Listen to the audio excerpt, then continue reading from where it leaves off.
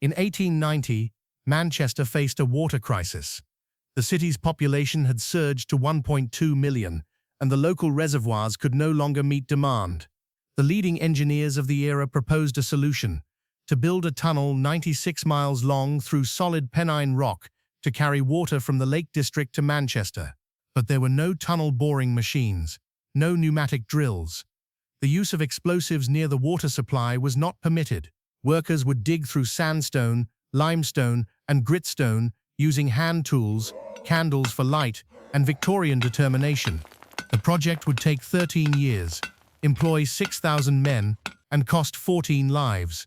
Today, 134 years later, that same tunnel delivers 100 million gallons of pure Lake District water to Manchester every day without a single pump, and despite those who called it impossible, the tunnel continues to flow. And now, as you watch this video, you will see a subscribe button below, and clicking it may be a small action, but for us, it carries great meaning. When you press it, you are not only supporting the creation of content like this, but you are also becoming part of a community that values permanence over convenience. That is why you should like the video and subscribe to the channel. The Thirlmere Aqueduct was necessary for Manchester's inevitably growing population. In 1885, the city consumed 40 million gallons of water daily from local reservoirs in the Pennines. Engineers predicted that this demand would double within the next 20 years, and nearby water sources were already fully utilized. Manchester needed a source untouched by industrial pollution, located in a region with reliable rainfall, capable of meeting the required demand. And of course, the Lake District met all three conditions. Thirlmere, a natural lake in Cumberland, collected water from mountains receiving 150 inches of annual rainfall, 3 times Manchester's average. The lake stood 800 feet higher than Manchester, and water could be carried by gravity alone, requiring no pumps and involving minimal operating costs. The only obstacle was 96 miles of solid Pennine bedrock. In 1879, Parliament approved the Manchester Corporation Waterworks Act, granting permission to dam Thirlmere and construct the aqueduct. Engineers of the time objected to the proposal. 96 miles was an extraordinary distance, and the longest aqueduct in Britain at that time was only 30 miles. This project would be 3 times longer, demanding the harshest application of geological engineering, yet it would serve 10 times more people than the existing population. Critics believed the project would take 30 years and bankrupt Manchester. The city's engineers argued it could be completed in 15 years for £3 million. They were mistaken about the construction time, but they were proven right about the cost. The engineering specifications were dictated by gravity and geology. The tunnel had to descend at a precise gradient, 1 foot of fall for every 2,000 feet of length, in order to maintain steady flow and avoid excessive velocity that could erode the brick lining. The route had to avoid major fault lines, underground rivers, and coal seams. Survey teams spent 2 years mapping the region, drilling test bores every mile to determine rock type and groundwater conditions. The final route was established, crossing 17 different rock formations, from the soft sandstone near Manchester to the granite-hard Borrowdale volcanic rock in the Lake District. The tunnel diameter was 7 feet 6 inches, large enough for workers to excavate and for masons to construct the brick lining, yet small enough to minimize excavation volume. The brick lining would be 9 inches thick, using engineering bricks fired to maximum density and laid in hydraulic lime mortar, capable of setting underwater. Engineers calculated that the tunnel would carry 100 million gallons per day at full capacity, with the potential to expand to 150 million in the future. In 1890, Manchester's population stood at 1.2 million. Engineers were designing for a city of 3 million that might not exist for 50 years. That great moment had begun. From then on, Victorian engineering would enter a different dimension. Construction began in 1890 at 21 separate points along the route. Workers sank vertical shafts from the surface down to the planned tunnel depth, some reaching 600 feet, allowing excavation to proceed simultaneously in both directions. The shafts were dug by hand through soil and rock, lined with brick as they descended, and equipped with steam-powered hoists to lift excavated material and lower workers, tools, and bricks. Each shaft took 6 months to complete. Once finished, tunnel excavation could begin. The digging teams worked under dreadful conditions. Tunnels advanced from both ends between shafts, with teams working towards each other. The tunnel face was attacked with hand picks, chisels, and hammers. Explosives were forbidden. The tunnel would carry drinking water, and any residue from blasting powder could contaminate the supply. Workers swung picks for 8-hour shifts in darkness, broken only by candlelight. The rock varied from soft sandstone that could be excavated at 10 feet per day to gritstone and volcanic rock requiring a week to advance 3 feet. Ventilation was minimal. The air was thick with rock dust. Men coughed up stone particles for years after leaving the work. Behind the excavation teams came the brickmasons. As soon as a tunnel section was cleared, timber centering was erected, wooden frames supporting the arch shape until the brickwork was complete. Masons laid bricks in concentric rings, working from the bottom of the arch upward until the keystone locked everything into place. Mortar was mixed on site from hydraulic lime, sand, and water drawn from tunnel seepage. Every brick was inspected for cracks. Every mortar joint was completely filled. Any weakness in the lining could allow water infiltration, erode the mortar, and cause collapse. The masons knew their work would be tested by millions of gallons of water pressure for generations. Failure was not theoretical. It was fatal. Of course, the construction brought tragic consequences. 14 men died during the works, crushed by rock falls, drowned in sudden water inrushes, or killed by collapsing timber supports. Hundreds were injured. Silicosis from rock dust left some workers disabled within a few years.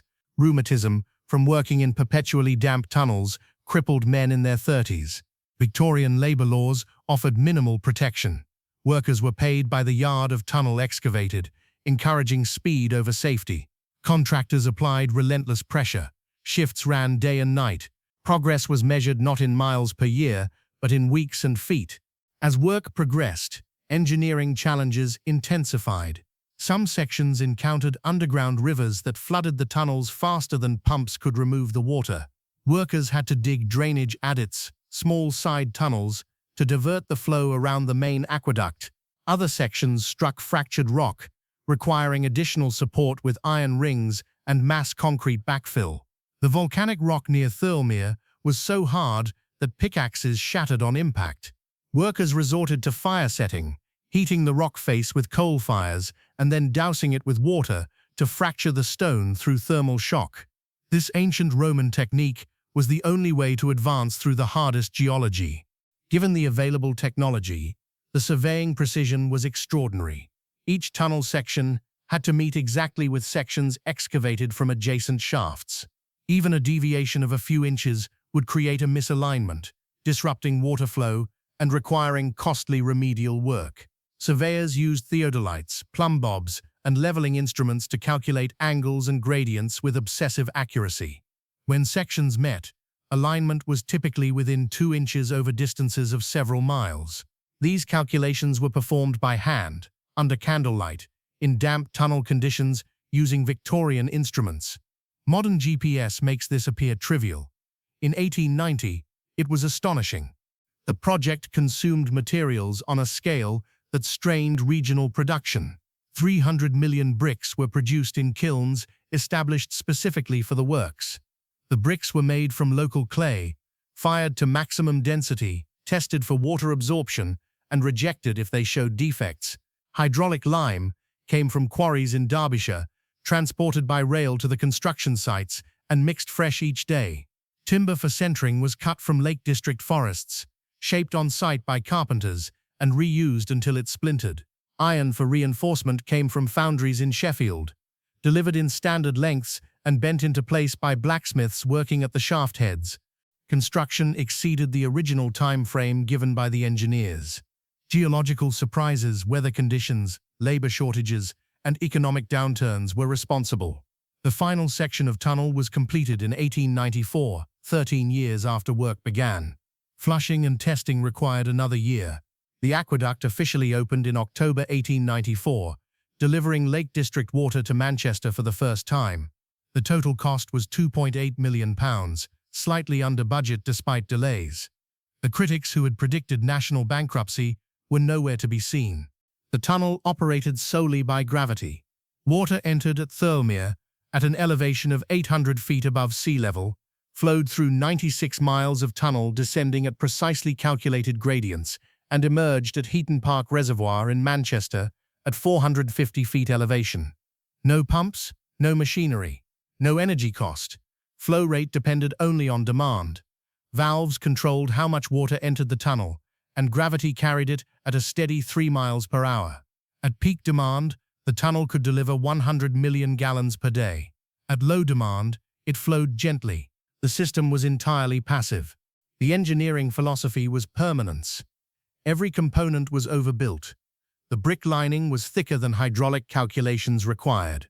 The drainage adits were larger than necessary. Access shafts were reinforced beyond structural need. Engineers knew the tunnel would serve Manchester for generations. They designed for a future they could not predict, for population growth they could not foresee, using materials and methods proven over centuries. What no one truly grasped at the time was that this tunnel was built not for 1894, but for 2094. The post-construction period brought vindication. Manchester's population grew as engineers had predicted. By 1920, the city consumed 80 million gallons daily, within the tunnel's capacity, but far beyond what local Pennine reservoirs could provide.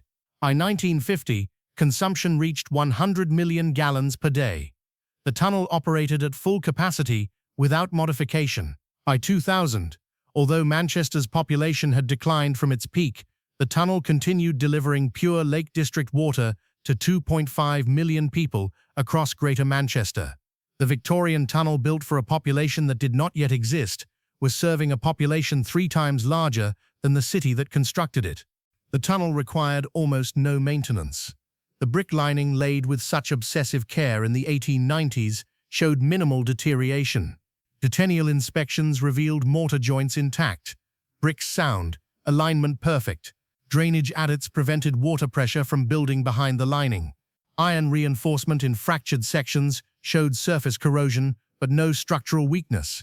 A tunnel excavated by hand through solid rock proved more durable than concrete tunnels built a century later with modern machinery. The contrast with modern water infrastructure is striking. Contemporary water tunnels are built with tunnel boring machines, concrete linings, and planned service lives of 75 years. The Thirlmere Aqueduct has operated for 134 years and shows no sign of structural decline. Modern tunnels require periodic relining, grouting, and eventual replacement. The Victorian tunnel requires inspection and minor pointing repairs. The difference is intent. Victorian engineers built for indefinite survival. Modern engineers build for a predicted lifespan. The Victorian approach costs more initially. Over 134 years, it costs far less. The lesson extends beyond water tunnels.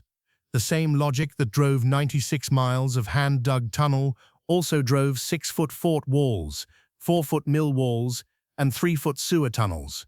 Victorian engineers consistently overbuilt because they understood that the future was unpredictable and replacement was expensive. It was better to overinvest once than to rebuild repeatedly. The Thirlmere Aqueduct represents this philosophy perfected.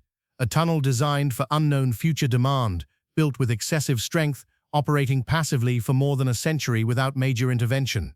The engineers who designed the aqueduct, John Frederick Bateman and George Hill, did not live to see their tunnel serve 2.5 million people. Bateman died in 1889, before construction began. Hill died in 1901, 7 years after completion. Neither could have imagined Manchester's growth, the decline of manufacturing, the rise of suburbs, or the continued reliance on a tunnel built while Queen Victoria still reigned. Yet they built knowing the tunnel had to outlast their predictions. They designed for the unknowable. The tunnel vindicated them. Today, walk through the streets of Manchester and turn on a tap. Lake District water flows through the pipes, carried by gravity through a tunnel excavated by hand 134 years ago.